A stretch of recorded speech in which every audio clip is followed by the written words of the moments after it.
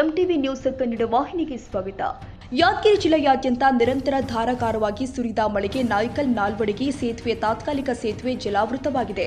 ವಡಗೇರೆ ತಾಲೂಕಿನ ನಾಯ್ಕಲ್ ಹಳ್ಳದ ಸೇತುವೆ ರಸ್ತೆ ಜಲಾವೃತವಾಗಿರುವುದರಿಂದ ಜನ ಹೈರಾಣಾಗಿದ್ದಾರೆ.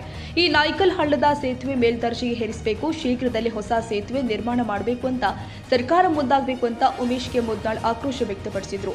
ಇಂದು ಬೆಳ್ಳಂಬೆಳಗ್ಗೆ ಸುರಿತಾ ಇರುವ ಮಳೆಯಲ್ಲಿ ಛತ್ರಿ ಹಿಡಿದು ನಿರಂತರ ಮಳೆಯಿಂದ ಉಂಬ್ಲನಾಯ್ಕ ತಾಂಡದಲ್ಲಿ ಕುಸಿದ ಮನೆಗೆ ಭೇಟಿ ನೀಡಿ ನಂತರ ಮುದ್ನಾಳ್ ಹೊರವಲಯದಲ್ಲಿ ಇರತಕ್ಕಂತಹ ಜಮೀನಿಗೆ ನೀರು ನುಗ್ಗಿ ಹತ್ತಿ ಬೆಳೆ ನಾಶವಾದ ಜಮೀನಿಗೆ ಸ್ಥಳಕ್ಕೆ ಭೇಟಿ ಕೊಟ್ಟು ನಂತರ ಮಳೆಯಿಂದ ಭೀಮಾ ನದಿ ಹಿನ್ನೀರಿನಿಂದ ಗ್ರಾಮದ ಮನೆಗಳಿಗೆ ನೀರು ನುಗ್ಗಿದ್ದ ಸ್ಥಳ ಭೇಟಿ ಕೊಟ್ಟು ನಂತರ ನಾಯ್ಕಲ್ ಹೊರವಲಯದ ಭತ್ತದ ಗದ್ದೆಗೆ ನೀರು ನುಗ್ಗಿದ್ದ ಸ್ಥಳಕ್ಕೆ ಭೇಟಿ ಕೊಟ್ಟು ರೈತರು ಮತ್ತು ಸಾರ್ವಜನಿಕರ ಜೊತೆಗೆ ಚರ್ಚೆ ಮಾಡಿ ನಂತರ ಮಾತನಾಡಿದರು.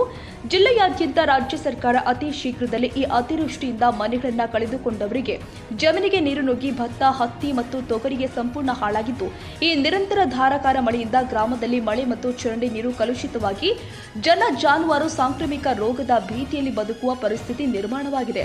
ಆದ ಕಾರಣ ರಾಜ್ಯ ಮತ್ತು ಕೇಂದ್ರ ಸರ್ಕಾರ ಸೂಕ್ತ ನೀಡೋದ್ರ ಜೊತೆಗೆ ನಗರ ಮತ್ತು ಗ್ರಾಮೀಣ ಪ್ರದೇಶದಲ್ಲಿ ಸ್ವಚ್ಛತೆಗೆ ಪ್ರಥಮ ಆದ್ಯತೆ ಕೊಟ್ಟು ಜನ ಜಾನುವಾರುಗಳಿಗೆ ಯಾವುದೇ ರೋಗ ಹರಡದಂತೆ ಮುನ್ನೆಚ್ಚರಿಕೆ ವಹಿಸಲು ಅಧಿಕಾರಿಗಳು ತಂಡ ಸ್ಥಳದಲ್ಲಿ ಬೀಡು ಬಿಡಬೇಕು.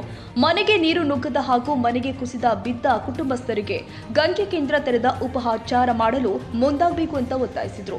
ನೀರಿಂದ ಮತ್ತು ಮಳೆಗೆ ಅವಾಂತರ ಸೃಷ್ಟಿ ಮಾಡಿದ್ದು ನಾಯ್ಕಲ್, ನಾಲ್ವಡಿಗೆ, ವಲಕಲ್, ಮರಂಕಲ್, ಚಟ್ನಳ್ಳಿ, ಇಬ್ರಾಹಿಂಪುರ ಸೇರಿ 10 ಹಳ್ಳಿಗಳ ಸಂಪರ್ಕ ಬಂದ್ ಆಗಿದ್ದು, ವಾಹನ ಸಂಚಾರ ಕೂಡ ಬಂದ್ ಆಗಿದೆ. ಇನ್ನು ಸ್ಥಳಕ್ಕೆ ಉಮೇಶ್ ಮುದ್ನಾಳ್ ಭೇಟಿ ಕೊಟ್ಟು ಅಧಿಕಾರಿಗಳು ಈ ಕೂಡಲೇ ಸೇತುವೆ ಸ್ಥಳಕ್ಕೆ ಭೇಟಿ ಕೊಟ್ಟು ಸೇತುವೆ ಮೇಲ್ದರ್ಜೆಗೆ ಏರಿಸಬೇಕು ಅಂತ ಆಗ್ರಹ ಮಾಡಿದ್ದಾರೆ.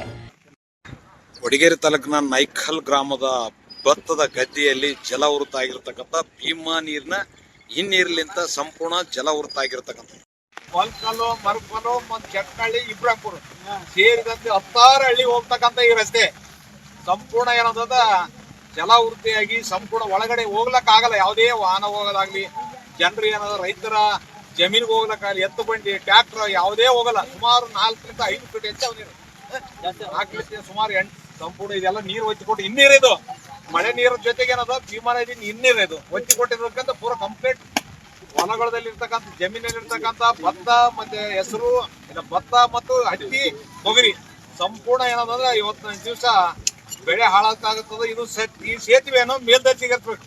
ಸುಮಾರು 5 ಫೀಟ್ ಎತ್ತರ ಮಾಡಿದ್ರೆ ಮುಂದಿನ ದಿವಸ ಎಷ್ಟೇ ಮಳೆ ಬಂದ್ರು ಕೂಡ ನೀರು ಎಷ್ಟು ಒತ್ತಿಕೊಟ್ರು ಇದು ಯಾವುದಕ್ಕೆ ತೊಂದರೆ ಆಗಲ್ಲ ಜನರಿಗೆ.